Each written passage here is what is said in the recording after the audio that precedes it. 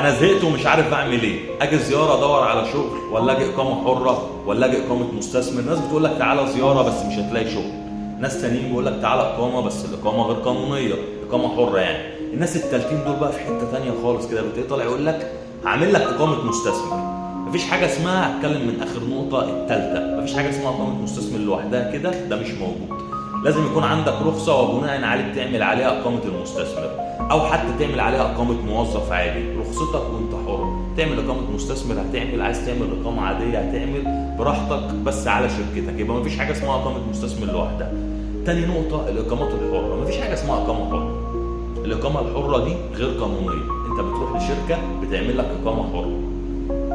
نص الشركات دي، نص الشركات، مش هقول 70 و80%، اقول 50% منها لا بيجدد بعد اول سنه ولا بينزل رواتب للناس، والشركه بتتبلك وبتقف وبتقفل، وحضرتك بتبقى على شركه وهميه، ولو اتمسكت واحد وانت على شركه وهميه هتاخد ابعاد وحرمان من الدوله. اتنين، لو اتمسكت شغال في مكان غير مكانك هتركب المرجحه.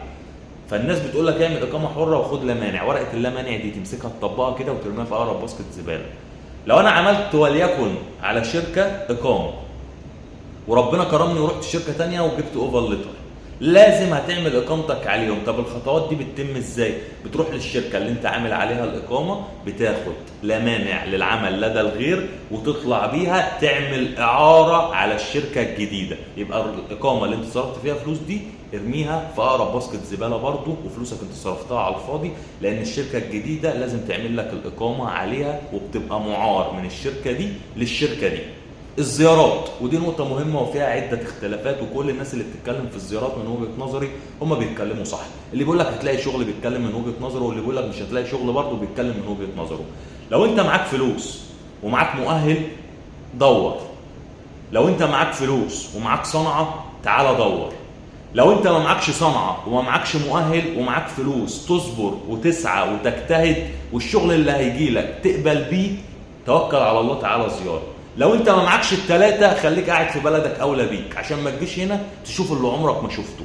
وحط في دماغك انك انت وانت طالع زيارة ان الموضوع محتاج صبر، محتاج سعي، محتاج فلوس. سوق العمل هنا رهيب ومفتوح وفيه كل الجنسيات. بتروح تعمل انترفيو في مكان، بتحضر المقابله بتاعتك بتلاقي ناس كتير قوي. فحط في دماغك كده صاحب الشغل هيشغلك ليه، لازم تبقى مميز وعندك امكانيات. الموضوع محتاج صبر وسعي وفي شغل، بس اللي بيصبر ولو جيت زياره وانت على الله ان شاء الله اقرب شغل يجي لك اقبل بيه. وخليك ناصح، طور ورقي من نفسك وظبط امورك، وبعد كده ابقى انقل على اي شغل انت عايزه. حط رجلك بس واعمل رخصه واشتغل سواق. هنقعد بقى نقول ده شغلني وده عاملني، محدش بيشغل حد. ربنا ثم دراعك ودماغك ونفسك. ربنا يوفق الجميع ويصلح حالنا وحالكم. والسلام عليكم.